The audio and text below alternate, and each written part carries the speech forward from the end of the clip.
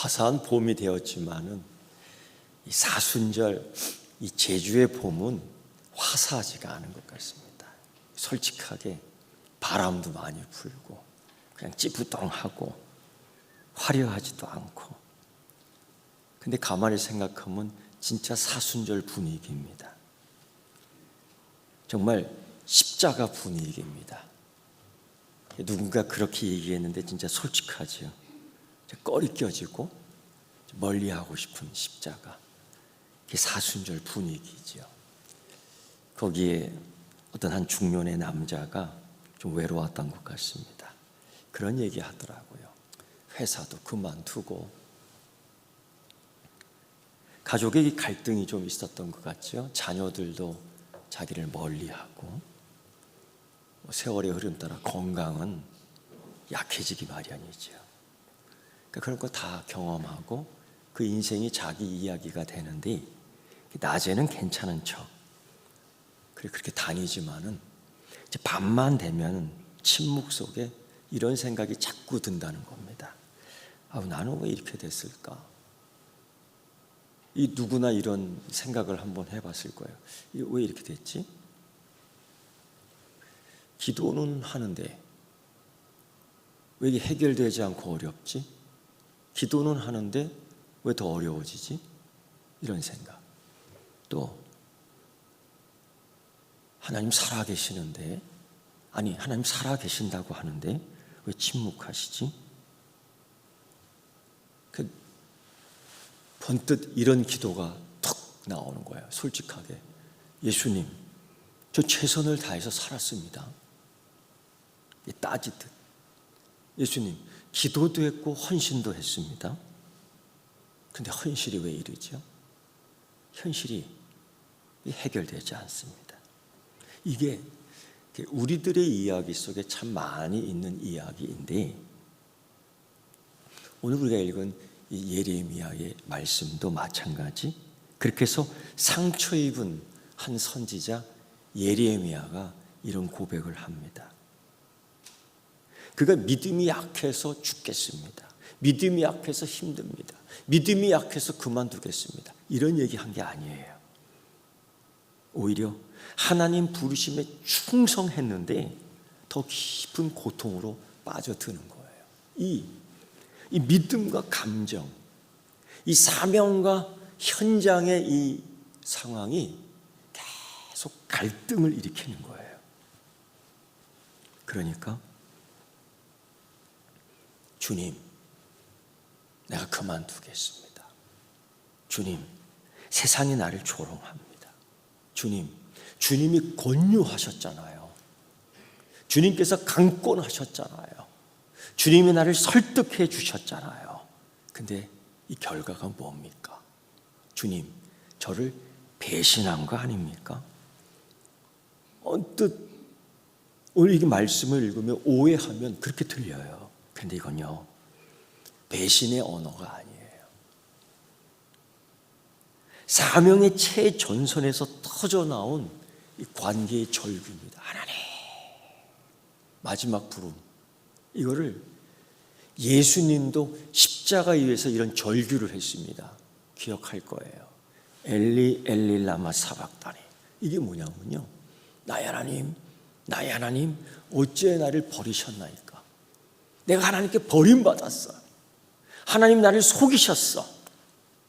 하나님이 이렇게 권유하고 강권해서 내가 이 자리까지 왔지만은 더 어려웠어. 조롱당했어. 현실은 어려웠어. 사실 예레미야와 예수님의 이 외침은 거의 비슷해요. 바로 하나님 부르심의 그 환상이 깨지는 순간, 우리 그런 생각하잖아요. 하나님이 사명 주실 때에 그 길을 그냥 능력의 길로 인도해 주실 것 같고요. 하나님께서 우리에게 소망을 주고 그 소망의 길을 걸을 때는 그냥 순풍에 돛다듯이 가는 것 같잖아요. 근데 바울의 이야기도 보면은 그저 매 맞는 이야기, 돌 맞는 이야기, 물에 빠져 죽을 뻔한 이야기, 추운 이야기, 먹지 못한 이야기, 자지 못한 이야기, 그의 간증을 들어보면 그런 이야기가 참 많아요. 그래서 여러분, 이 사순절은 사실 환상이 무너지는 시간입니다. 십자가의 환상을 보잖아요. 영광. 근데 고난이거든요. 이 예레미야는 젊은 날에 아주 부르심을 받았습니다. 그래서 의기양양했습니다. 생각에 하나님 말씀 전하면 백성이 돌아올 줄 알았습니다. 우리 그렇지요. 기도 열심히 하고 전도지 탁 주면 그가 교회로 같이 나오기를 바라고 소망하지. 그런데 웬걸요? 거부하거든요. 조롱하거든요. 핍박하거든요. 감금하거든요. 심지어 때리기도 하거든요. 예레미야가 이 꼴을 다 당한 거예요. 그리고서 이 얘기를 하는 거죠.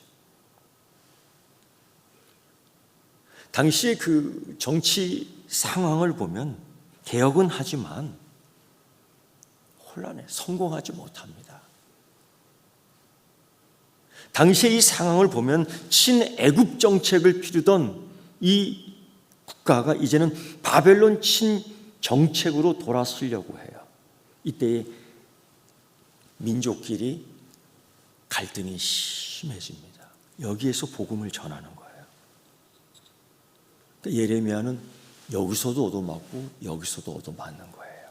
심지어 반역자로 취급합니다. 국가는 위태위태하는데요. 이런 어려움 속에 국민들의 정서적 환경은 이런 말이 유행해요. 괜찮아, 잘 될 거야. 괜찮아, 하나님이 우리 편 아니야? 하나님이 널 지켜. 이 틀린 말은 아니야. 이런 말이 유행해요. 그래서 예레미야 6장 14절 말씀 보면 그 백성들이 소위 그 가짜들이 이런 얘기해요. 평강하다, 평강하다.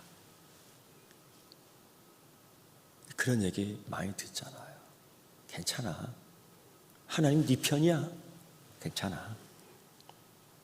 근데 예레미야는 그렇게 얘기하지 않아요. 이 나라가 위태하고 이 나라가 망할 거야. 이 나라는 바벨론의 포로로 잡혀갈 거야. 항복해야지만 살 수 있어.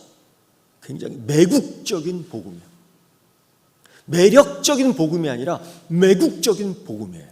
그러니까 반역자로 낙인을 찍히니까 사람들이 복음은 전하는데 조롱하고, 복음은 전하는데 멸시하고, 복음은 전하는데 고립되고, 복음은 전하는데 배신당하는 거예요. 하나님 말씀이 사람들을 고통스럽게 합니다. 하나님 말씀이 사람들을 분노케 합니다. 하나님 말씀을 전하는데 열매가 맺히지 않습니다. 하나님 뜻대로 살았는데 결과가 좋지 않습니다. 그러니까 이 예레미야는 오늘 우리가 읽은 본문을 보면은 하나님, 내가 하나님 말씀 전하지 않겠습니다. 이런 결론에 다다르는 거예요.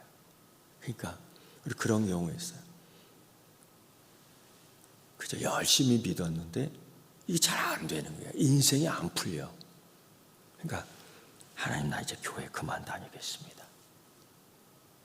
사실 이런 경우가 허다해요. 근데 우리 인생의 이야기가 사실 이런 것들이 있음에도 불구하고 자꾸 이렇게 감추고 숨기거든요. 그리고 이야기하라 하면 좋은 것만 이야기하거든요. 그게 소위 우리 간증의 시대 그런 유행이 돌잖아요. 그래서 뭐 간증하라 하면 좋은 것만 얘기한다고요. 근데 우리 인생의 이야기, 복음의 이야기 가운데에 좋은 것만 있습니까? 곰곰이 그런 생각을 해봤어요. 내 인생의 이야기 속에 좋은 일이 더 많았나? 슬픈 일이 더 많았나? 곰곰이 생각해봤어요. 내 인생에 기쁜 일이 더 많았나? 힘든 일이 더 많았나? 생각해봤어요. 근데 힘든 일이 더 많은 것 같아요. 간혹 문득 그것이 상처가 돼서 이렇게 쭉쭉쭉 나와요. 그때 아픈 이야기가 나오는 거예요. 예레미야가 지금 그런 거죠. 멈추고 싶었어요. 상처받았어요. 하나님 때문에. 그래서 하나님이 건조하셨잖아요. 하나님이 강권하신 거잖아요. 하나님에게 사명을 주신 거잖아요. 그런데 이게 뭐예요? 그래서 그는 이렇게 얘기해. 내가 다시는 여호와의 이름으로 말하지 않겠습니다. 이거 익숙한 이야기 아닙니까? 내가 다시는 여호와의 이름으로 설교하지 않겠습니다. 내가 다시는 여호와의 이름으로 이제 복음 전도하지 않겠습니다. 괜히 말했다가 그런 소리 듣잖아요. 니나 잘 믿어라. 너나 잘 믿어. 이런 얘기 듣기가 일쑤였던 거지요. 여러분, 우리 그래서 우리의 신앙 이야기, 믿음의 이야기를 하나하나를 들춰보면 피로감이 누적되어 있어요. 소위 그 교회 생활 오래 했다, 믿음 생활 오래 했다, 이 신앙의 피로감이 굉장히 겹쳐 있는 사람들이 많아요. 지금 예레미야가 그래요. 한때는 열심을 갖고, 한때는 열정을 갖고, 그리고 거리에 나가 복음을 전했고, 전도했고, 근데 돌아오는 거는 멸시였어요. 사회는 더 냉소적이고, 교회는 더 위축되어 있고, 내 인생은 더 쪼그라들고. 그래서 예레미야는 하나님 답답하고 견딜 수 없습니다. 그런데 하나님, 그렇지만은 내 마음에 불이 붙어 있는 뜨거움이 있습니다. 이게 화가 아니라 또 다른 거예요. 그러니까 우리가 인생의 이야기, 우리가 복음의 이야기를 만들어가는 이 상황 속에서 항상 그런 갈등과 충동이 있어요. 뭐냐? 믿음과 감정. 이게 부닥쳐요. 제가 물어볼게요.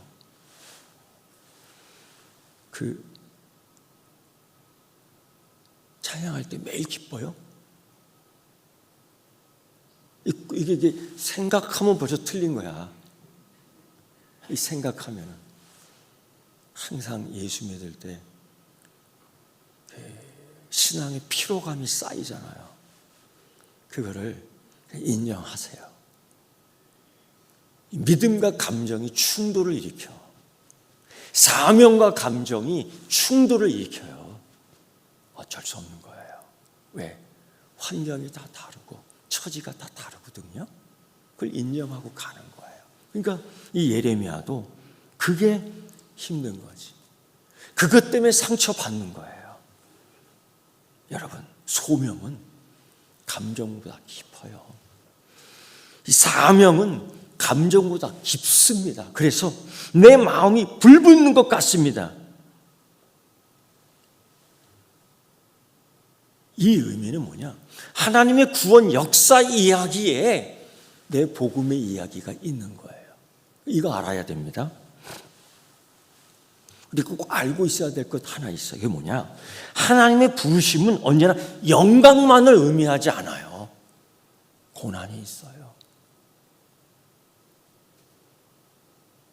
사도 바울도 그 주인의 집에 쓰는 그릇을 보면은 귀하게 쓰는 그릇도 있고 천하게 쓰는 그릇도 있고, 우리 그렇게 얘기해요. 저도 그런 기도했어요. 하나님 저를 크게 써주세요. 지금도 기억이 나요. 막 울면서 그런 기도한 적이 있죠. 그때 하나님의 말씀이 들려요. 네가 작은 일에 충성하지 못하니 어찌 큰 일을 맡겨달라 하느냐. 그 얘기 한번, 그 말씀 듣고서는 제가 기도를 마쳤죠. 그리고 울었어요. 그 말씀이 맞거든요. 근데 이 소명과 사명, 여기서 이 감정이 갈등하는 이것, 그리고 하나님 부르심은 언제나 영광으로 결론 짓지는 않아요. 이걸 알고 있으니까 예레미야는 지금 이런 상황에서 힘들어하는 거예요. 상처받는 거예요. 세례 요한 보십시오. 얼마나 사람들이 그를 쫓아다녔어요. 세례 요한의 주변에는 엄청난 팬들이 모였어요. 그런데 그 부르심 때문에 죽지 않습니까? 목 잘려? 스데반 집사는 어떻습니까? 그 시대 그만한 유능한 설교가가 어디 있어요? 그런데 돌 맞아 죽지 않습니까?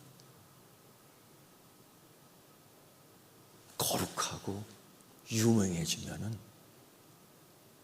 영광으로 끝날 것 같지만 순교로 끝나요. 설교 잘하고 능력이 보이지만은 큰 교회를 맡을 것 같지만은 고난당하고 죽는 경우도 있어. 이게 하나님의 스토리입니다. 우리가 거기에 들어가 있는 내 복음의 이야기가 여기 있는 거죠. 여러분, 예레미야는 선택받았습니다. 하나님이 예레미야를 선택했습니다.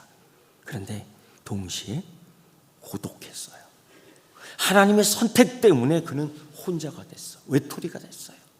하나님이 그를 선택하면서 그는 세상의 반역자가 됐습니다.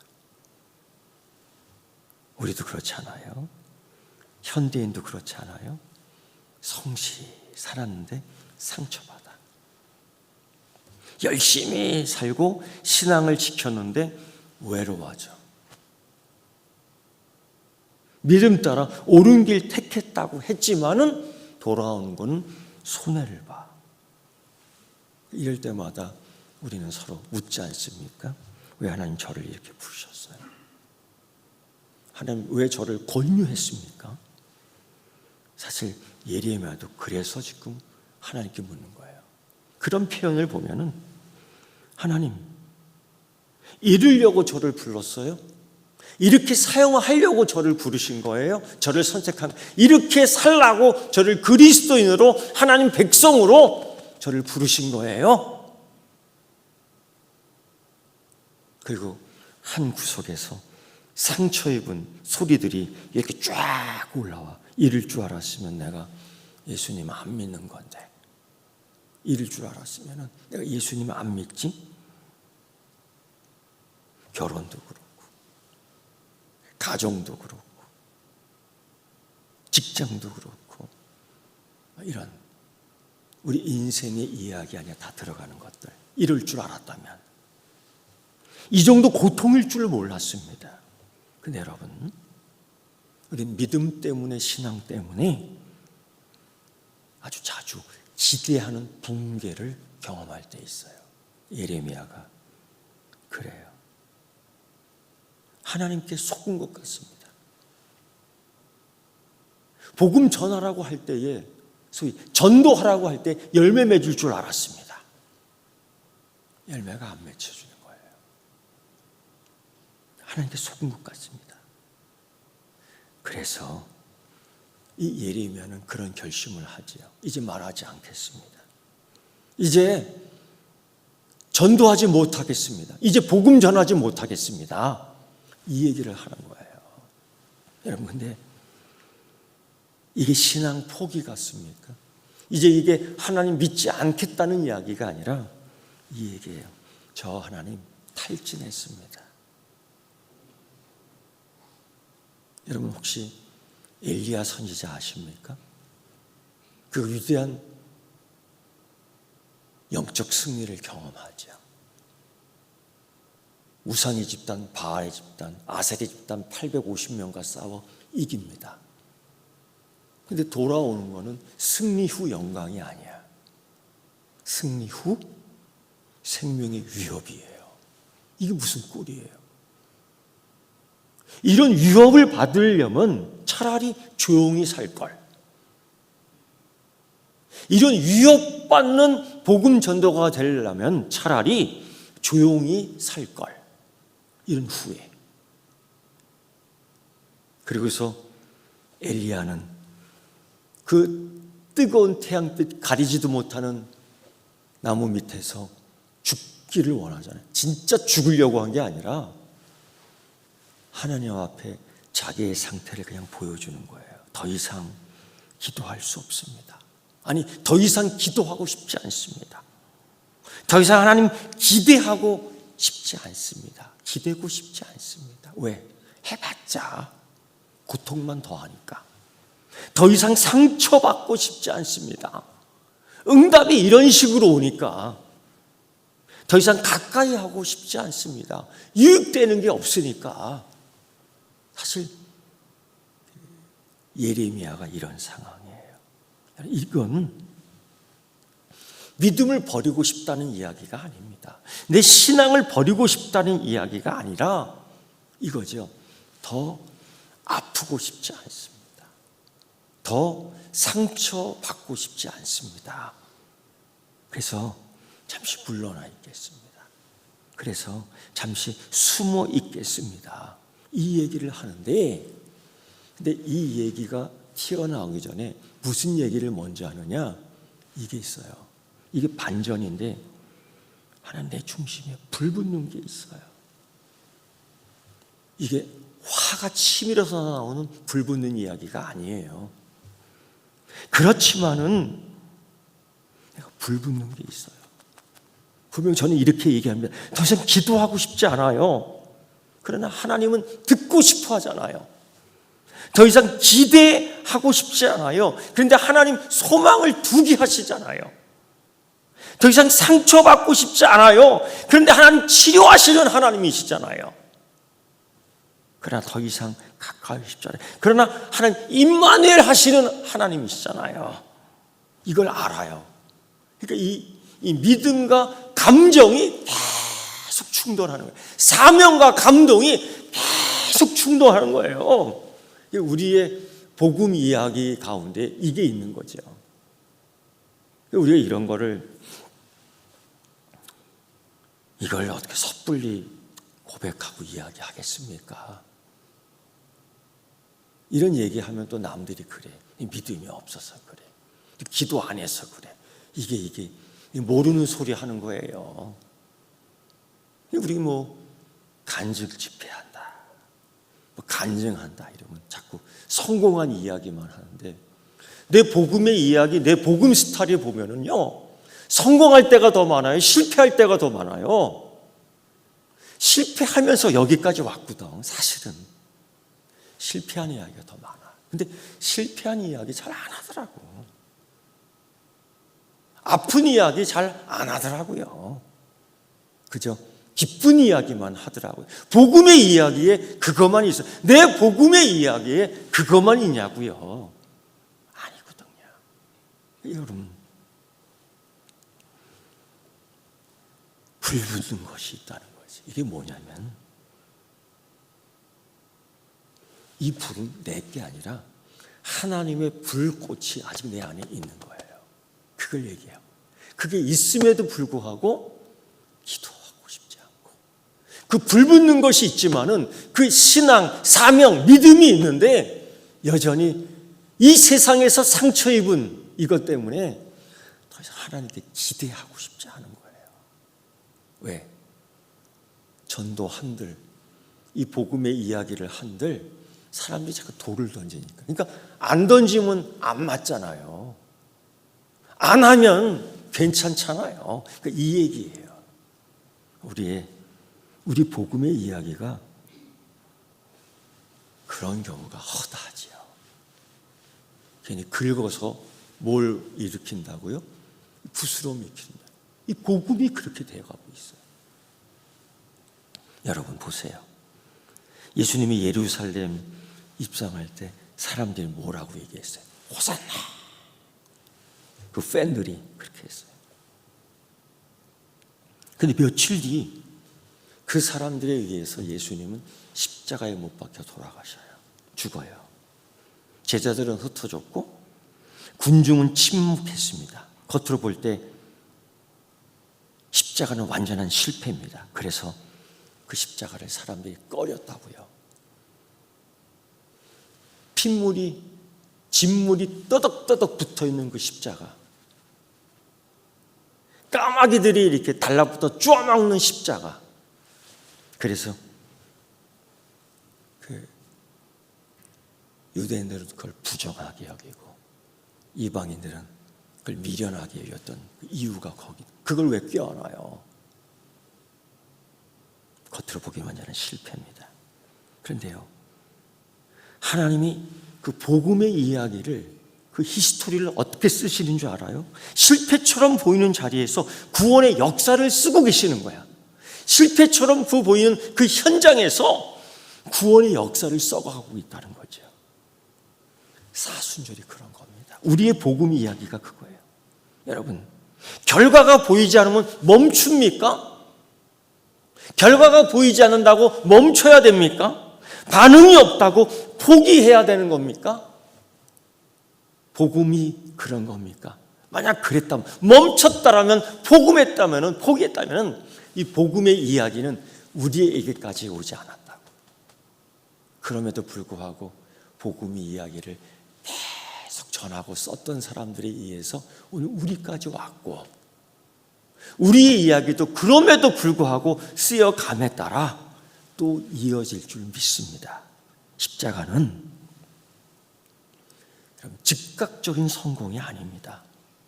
십자가는 깊은 순종의 이야기예요. 십자가는 그럼에도 불구하고 복음의 이야기를 계속 써가는 전도입니다. 여러분, 예레미야가 절망했어요. 절망은 신앙의 실패가 아닙니다. 예레미야는 위대한 선지자지만 우울했어요. 분노했어요. 절망했습니다. 여러분, 여기 우울하지 않은 사람이 어디 있어요? 여기 웬만큼 아프지 않은 사람이 어디 있어요? 한동안 여기 아프더니만 저는 또 여기가 아파. 죽겠어요. 스스로 사순절 힘쓰지 말라고 아프구나. 또 이런 생각해요. 여러분, 우울하지 않은 사람이 어디 있어요? 나의 우울, 여러분의 우울은 죄가 아닙니다. 이게 믿음과 정서, 감정이 갈등을 일으키는 거예요. 때로 하나님 앞에서 많은 눈물을 흘리는데 이게 믿음이 없음이 아닙니다. 하나님 이야기 안에서 이 나의 이야기를 써가는 복음의 이야기의 과정 가운데 꼭 나타나는 것들입니다. 그래, 그거를 알아야 되는 거죠. 그래서 예레미야는 솔직하게 기도하지요. 하나님 왜 힘듭니까, 제가? 왜? 하나님 왜 침묵하십니까? 왜 말씀해 주지 않습니까? 왜 길을 인도해 주시지 않습니까? 그때처럼 이러한 기도를 해보고 싶지요. 하세요. 괜찮아. 하나님은 이런 기도를 버리지 않습니다. 하나님 이런 기도를 들으셔요. 듣고 계십니다. 한번 저 따라해 보실래요? 이렇게 한번 따라해 봅시다. 하나님, 저는 힘듭니다. 네, 뭐 죽어가면서 이렇게 소리할 거 그냥 솔직히 한번 따라. 하나님, 저는 지쳤습니다. 괜찮아요, 이런 기도.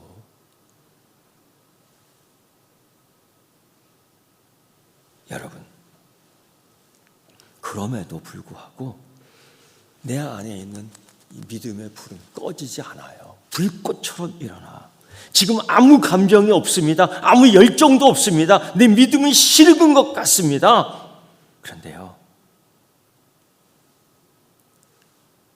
깊은 곳에 아직 꺼지지 않은 불이 있어요. 그게 뭐냐? 말씀을 들으면 마음이 아픕니다.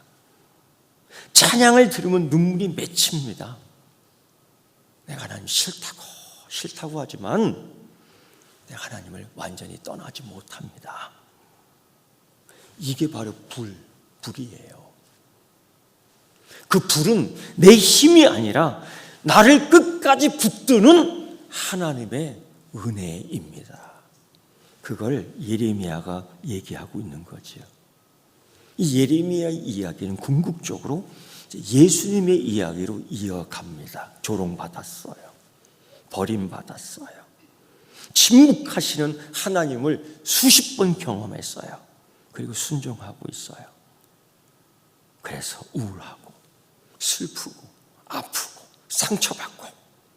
그런데 십자가 위에서도 하나님의 구원의 역사 이야기는 끊어지지 않는다, 멈추지 않는다, 계속되고 있다.